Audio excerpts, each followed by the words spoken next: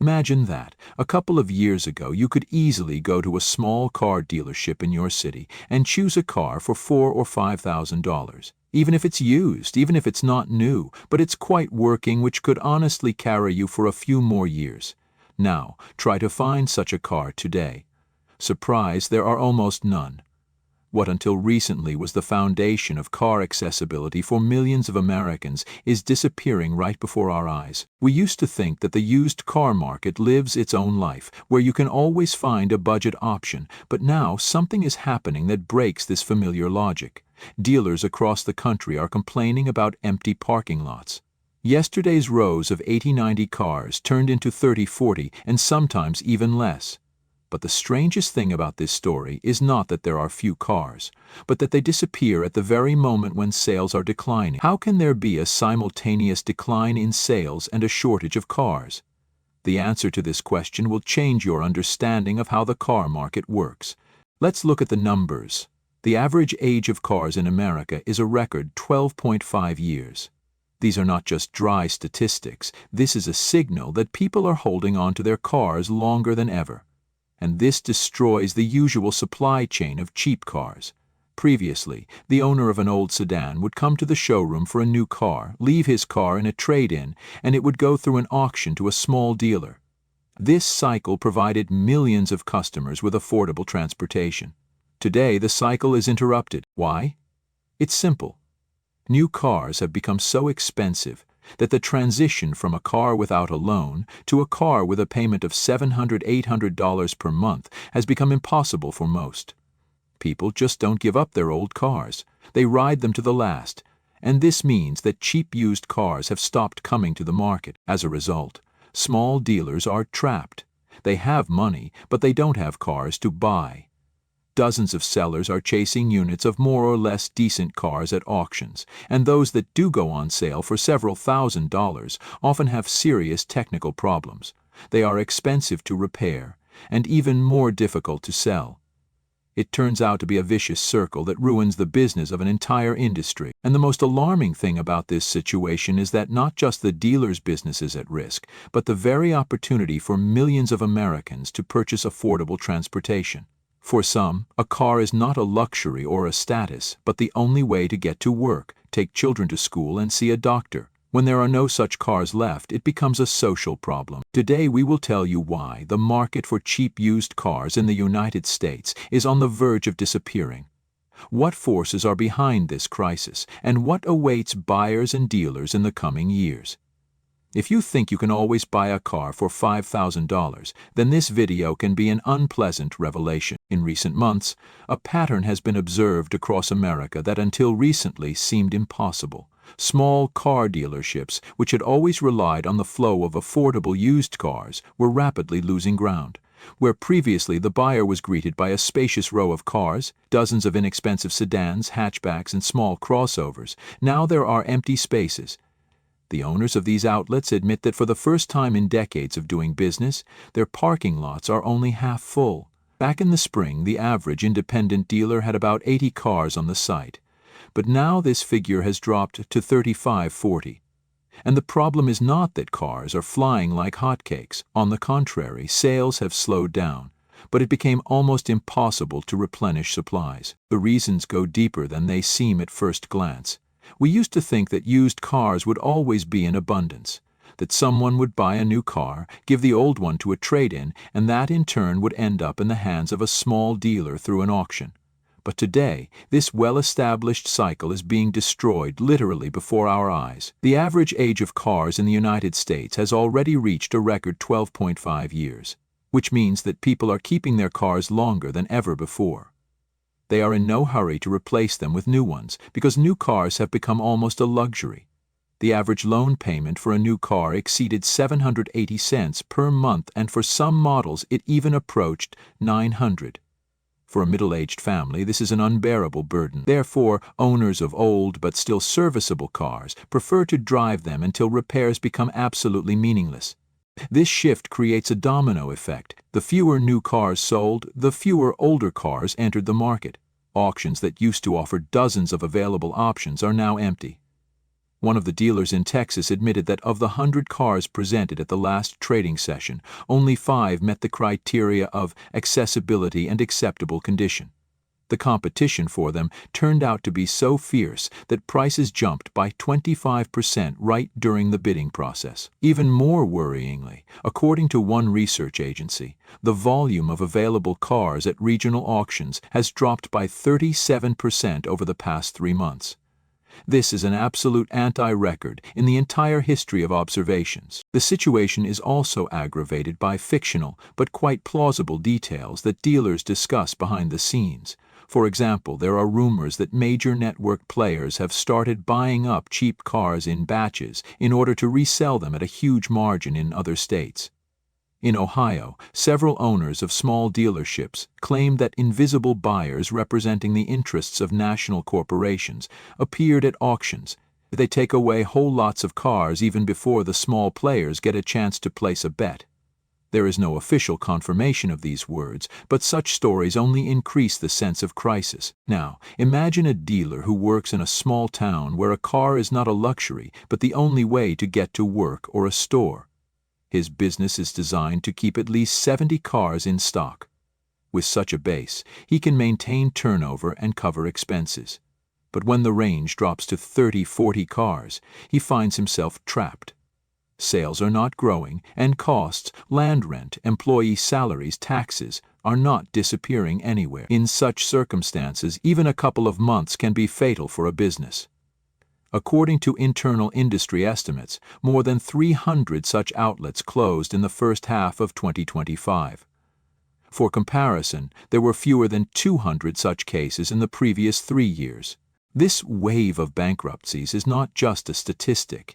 There are specific stories behind each figure.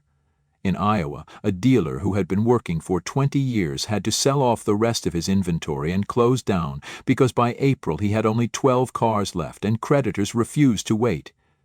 In Nevada, another company has moved half of its employees to part-time work because there are simply no new cars for sale. And if the situation doesn't change, there will be even more such stories. The result is a frightening picture.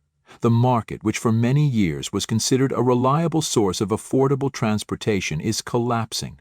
Where yesterday you could find an inexpensive, albeit used car, today there is a gaping void. And this is just the beginning of a crisis that threatens to turn into a real disaster for millions of Americans who depend on affordable cars.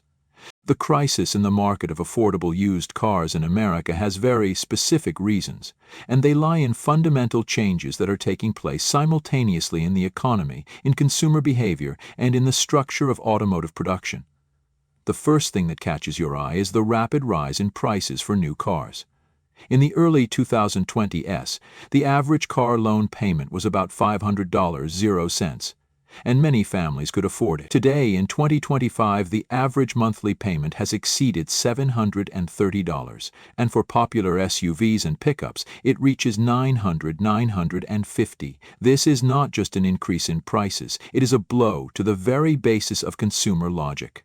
When a person realizes that buying a new car will cost almost $1,000 a month, he prefers to drive the old one, even if it already requires regular investments. According to the Association of Car Dealers, more than 40% of car owners over the age of 12 said they had no plans to change their car in the next 3 years, even though maintenance costs were rising.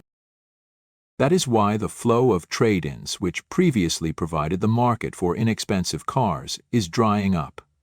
Previously, the process was simple. The buyer would come for a new car, leave his old car, the dealer would send it to auction, and small players would buy it, put it in order, and put it up for $3,000–$5,000. Now this process is getting worse. The old cars stay with the owners and they use them to the limit. As a result, mostly cars with serious problems end up at auctions with dead engines, faulty gearboxes, or a rusty body. Fictional but plausible dealer stories confirm this. One of the sellers from Illinois said that at the last auction, out of 50 cars in the category up to $5,000, only 7 started without outside interference. The rest required towing or major repairs even before the sale. Do not forget about the structure of the automotive industry.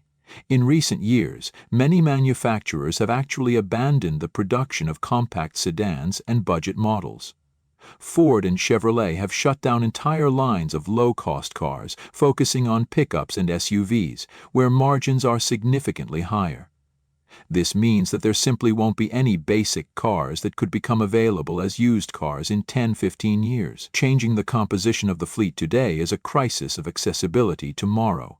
Analysts are already noting that the share of small and medium-sized sedans on the roads has decreased by 18% since 2015, and this trend is only increasing. The second important factor is repair and maintenance. Even if a small dealer manages to buy an old car at a low price, the cost of restoring it increases exponentially. Over the past 2 years, spare parts prices have increased by more than 20%, and car service rates have jumped by almost 30%. Previously, engine repairs cost an average of $1,500, but now the amount easily exceeds $2,500 for cars in the segment of up to $5,000. Such investments make almost no sense, because the final price becomes inaccessible to buyers. Some dealers share fictional but significantly plausible examples. For example, the owner of a showroom in Oklahoma said that he bought an old 2008 Honda Civic for $2,200, invested $2,300 in gearbox and suspension repairs, and in order to reach zero, he would have to sell it for $6,000. But in his region, for such an amount, buyers prefer to take a more recent car on credit. And finally, it is worth mentioning the competition factor. At a time when there are fewer and fewer cheap cars, major players are willing to buy them. Fictional reports from some trading houses claim that whole batches of old cars are being bought by network companies and shipped to Mexico or Central America, where demand for cheap cars remains high. This seems to be a plausible explanation for why the number of offers in the regional markets of the United States has decreased so dramatically. Although there is no official confirmation of this, the very dynamics of the disappearance of cheap cars in the domestic market indirectly indicates that part of the inventory goes abroad. As a result, we have 3 main reasons for the disappearance of affordable cars. Incredibly high prices for new cars, which slow down the natural flow of trade-ins.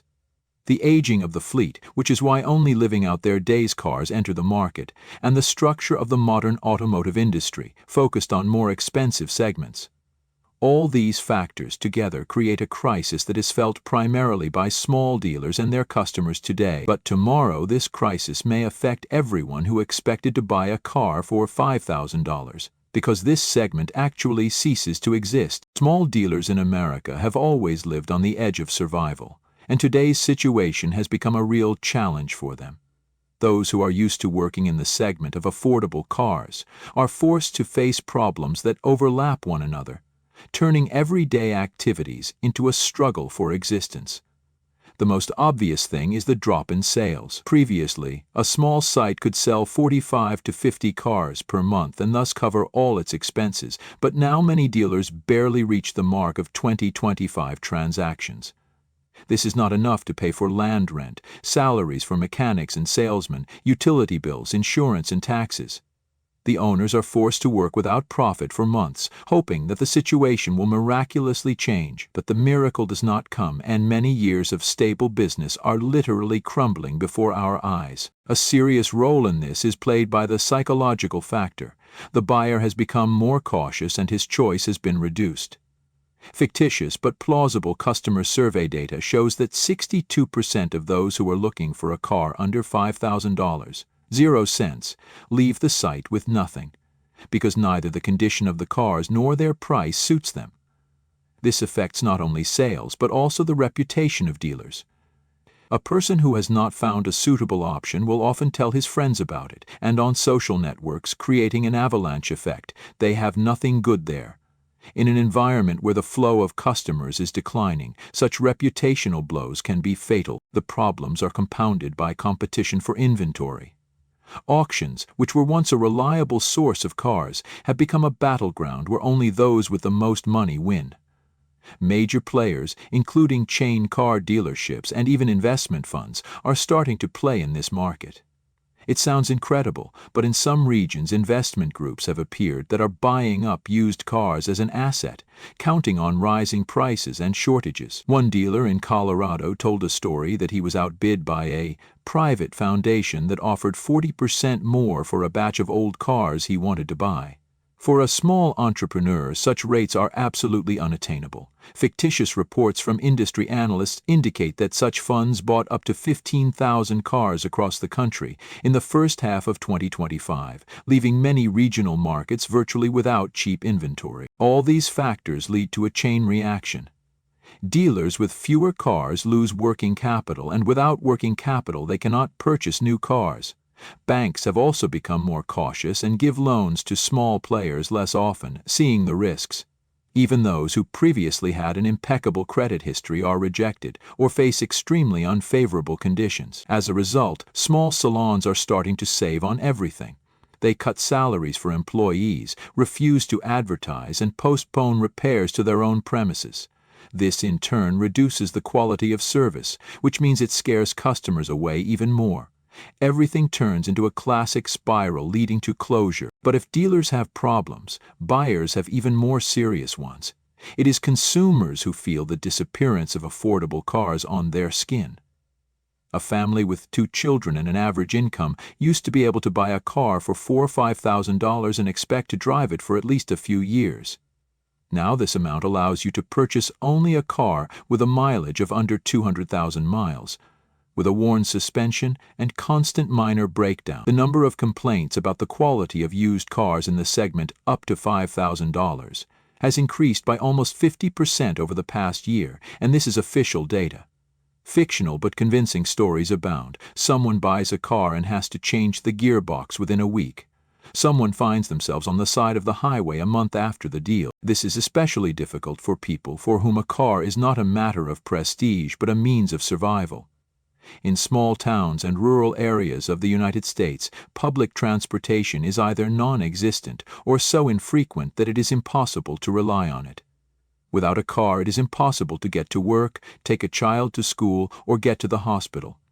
When people do not have access to affordable transportation, they lose not only mobility, but also part of their economic stability. Research shows that families without a car in rural areas earn a third less than those with at least one car.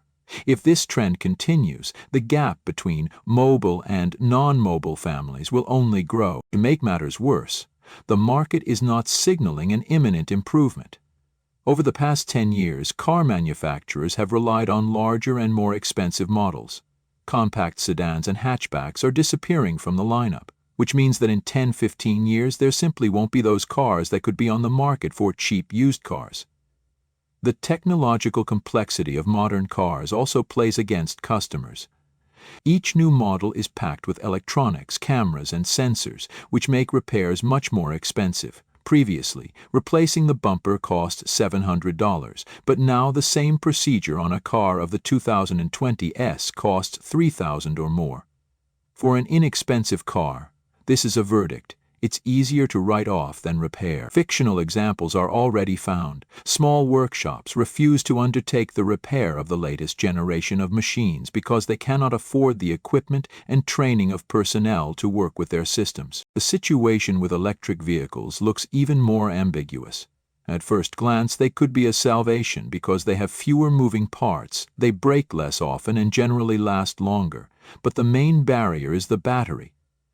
Replacing a battery on a used electric car costs $7,000–$10,000, which completely kills the economic feasibility of buying an old electric car. According to fictitious information, dozens of old Nissan Leaf and Chevrolet Bolt with worn-out batteries have accumulated in the warehouses of several large dealers in California, which cannot be sold even for $3,000.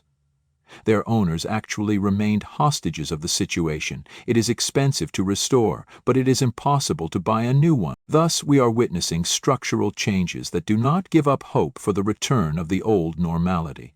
A used car for $5,000 is gradually becoming a myth.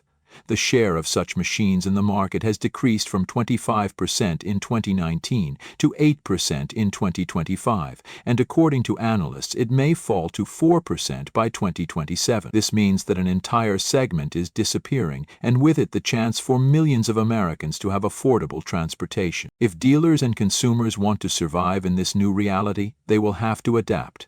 For businesses, this means a complete rethink of the model. Many are already starting to look for alternative sources of inventory, to buy cars directly from individuals, cooperate with car sharing and rental companies, and negotiate with government organizations to purchase cars from fleets. There are even fictional examples where dealers sent their employees to neighboring states to buy cars from private sellers through ads on websites and then resold them at home. Such a manual purchase method requires more time and effort, but in conditions of scarcity, it becomes the only way to survive.